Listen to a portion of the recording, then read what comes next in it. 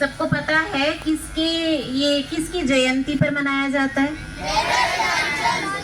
Major Dhyanchand की जन्म दिवस के उपलक्ष्य में उनकी जो जन्म तिथि है 2012 से ऐसी घोषणा की गई थी कि उनके जन्म तिथि को राष्ट्रीय खेल दिवस के रूप में पूरे राष्ट्र में मनाया जाएगा।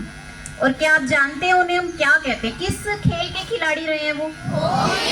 हॉकी। और उनके लिए एक विशेषण शब्द का प्रयोग किया जाता है। यस, आप लोगों ने 7वीं कक्षा में पढ़ा है, मुझे याद है। जो 7वीं कक्षा में भी विद्यार्थी हैं वो भी पढ़ेंगे, आपके सिलेबस में है। एक उनके ऊपर एक पाठ है, संघर्ष के कारण मैं तुनक मिजाज हो गया, उनका साक्षात्कार है। तो आपको ये हमें पता होना चाहिए कि वो किस फील्ड के थे, किस क्षेत्र के थे। उन्हें हॉकी का जादूगर कहा जाता था। अभी तक किसी खिलाड़ी के लिए जादूगर शब्द का प्रयोग नहीं किया गया। समझ सकते हैं या बता सकते हैं उन्हें जादूगर क्यों कहा जाता था? क्योंकि वो अपने बॉल को अपने पास ही रखते थे, अपनी ओर अट्रैक्ट कर लेते थे। हाँ, ये उनमें क्षमता थी। जैसे जादूगर के पास एक छड़ी होती है, देखिए ना, जादूगर के पास एक छड़ी होती है, वो छड़ी घुमाता है, कुछ भी आ जाता है जादू से। ऐसे ही वो इतने सक्षम थे, इतने दक्ष थे हॉकी खेलने में कि हॉकी स्टिक, ऐसा लगता था कि उनकी हॉकी स्टिक के साथ उनकी जो गेंद है ना वो चिपकी रहती है। और न्यूजीलैंड में जब वो गए थे ना तो सब बहुत हैरान रहते थे कि ऐसा क्यों है। तो उनको ये डाउट था, उनके मन में शक था कि कहीं यहाँ चुंबक तो नहीं लगा रखी। तो उन्होंने उनकी हॉकी को तोड़ा भी था, ये देखने के लिए कि क्या उनकी हॉकी में कुछ है तो नहीं जिसके कारण वो हमेशा गेंद उनकी बात मानती है। और कुछ नहीं था वास्तव में। तो तब से उनका जो नाम था ना, ये प्रसिद्ध हुआ हॉकी के जादूगर के रूप में, कि वो जादू करते हैं। उनके हाथ में एक जादू है कि स्टिक से उनकी जो गेंद है वो हटती ही नहीं है, ठीक है।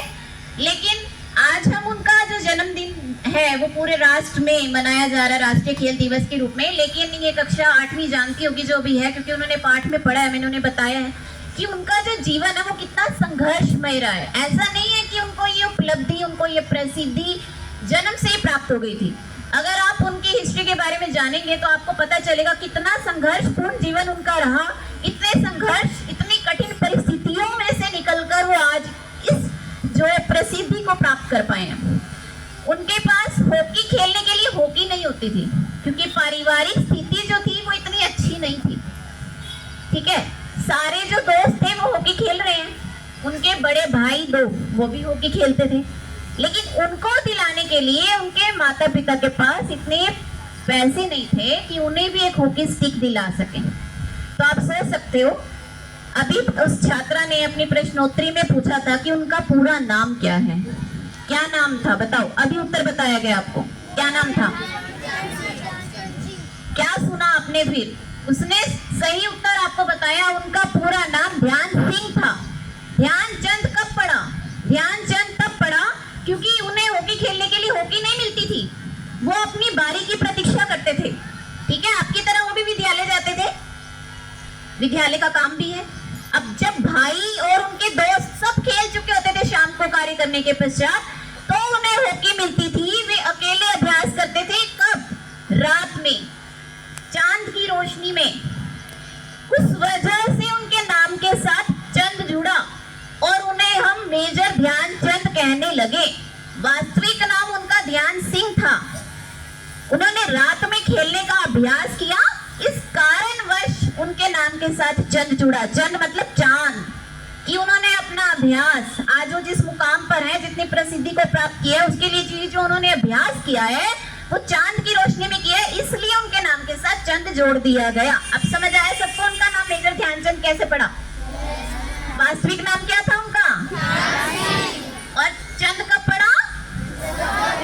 जब उन्होंने रात्रि में अभ्यास किया। किस खेल का अभ्यास किया? हाँ। इसके बाद भी उनका संघर्ष खत्म नहीं हुआ। जब उनके बड़े भाई का जो वो सिलेक्शन है वो ओलंपिक में हो गया था, तो उनको उसकी पुरानी स्टिक मिली। पुरानी, नई नहीं, लेकिन अब वो सक्षम थे, वो किसी भी समय अभ्यास कर सकते थे। लेकिन उनके लिए वो पुरानी नहीं थी, उनके लिए वो बहुत इंपॉर्टेंस वाली थी, क्योंकि अब उनकी अपनी थी। अब वो जब चाहे, जिस दोस्त के साथ चाहे, जिसके साथ चाहे, जिस समय चाहे अभ्यास कर सकते थे। लेकिन इसके बाद भी उनका संघर्ष जारी रहा। जब वो 16 वर्ष के थे और उनका आर्मी में जो थी उन्होंने खेलने का प्रयास और जारी किया। उसके पश्चात उन्होंने अपना ट्रायल दिया एशियन कैंप के लिए, लेकिन नहीं हुआ, उनकी सिलेक्शन नहीं हुआ। 57 कैंडिडेट्स वहां सिलेक्ट हुए थे, उनका नाम नहीं था उसमें, लेकिन उन्होंने हार नहीं मानी। उसके पश्चात अगले साल उनका फिर से सिलेक्शन हुआ। उसके बाद उन्होंने कभी पीछे मुड़कर नहीं देखा। फिर महाराष्ट्र सरकार ने जब उन्हें मुंबई बुलाया खेलने के लिए, उसके पश्चात भी उनकी बहुत सी ऐसी कहानियां हैं। वो इतनी प्रसिद्धि प्राप्त करने के पश्चात भी मुंबई में लोकल ट्रेन चलती है, आप इमेजिन भी नहीं कर सकते कि उन लोकल ट्रेन में कितनी भीड़ रहती है। बहुत ही भीड़ रहती है, जो गए होंगे उन्हें पता होगा, मैं गई हूँ, मुझे पता है, बहुत बुरा हाल है उसमें। हम जैसे आप जैसे नहीं चढ़ पाएंगे। वो इतना हॉकी का अच्छा सितारा होते हुए भी लोकल ट्रेन में सफर करते थे। क्यों? क्योंकि पैसे का अभाव था। जितना उस समय खिलाड़ियों को पैसे दिए जाते थे खेलने के पश्चात, आज हम तुलना नहीं कर सकते। आज तो बहुत अच्छी उनको जो है दिया जाता है, उनकी सराहना के लिए सरकार देती है। आपने देखा होगा अभी नीरज चोपड़ा ने पहले जब लिया था तो कितना दिया, लेकिन उस समय इतना खेल के क्षेत्र में नहीं दिया जाता था। वो फिर भी उसी गरीब अवस्था में थे। उनकी बहन थी जिसकी विवाह उनको करना था, उनके माता पिता थे, तो जितना उनको मिलता था वो सब अपने घर भिजवाते थे उनकी आर्थिक सहायता के लिए।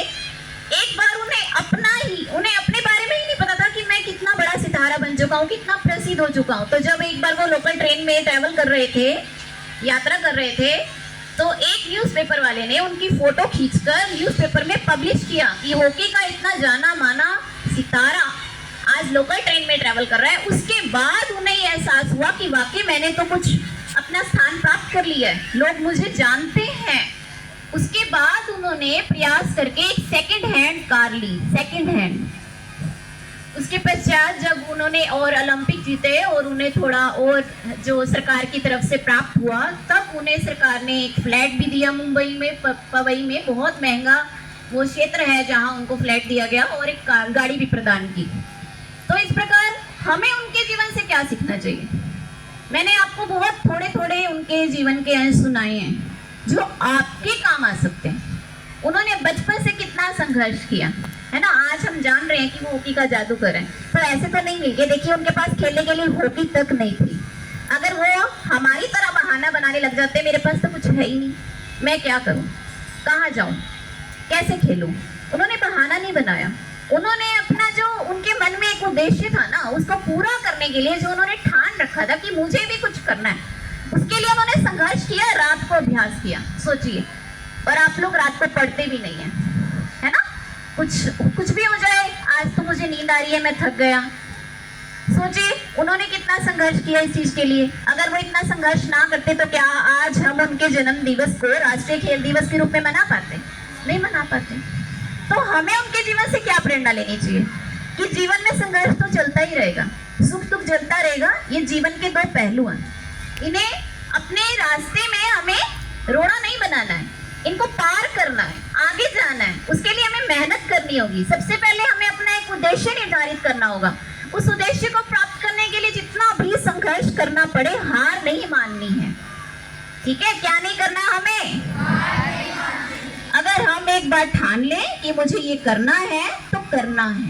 रास्ते में कठिनाइयां आएंगी, मुसीबतें आएंगी, हमें डट कर उनका सामना करना है। और अगर एक बार हम ये करना सीख गए तो हम अपने उद्देश्य को जरूर प्राप्त कर लेंगे, जैसे उन्होंने किया। तो सभी करेंगे? आज अभी प्राचार्य महोदय द्वारा आपको एक प्रतिज्ञा दिलवाई गई है, उसका अर्थ समझा आपने? क्या अर्थ समझा? प्रतिदिन क्या करना है?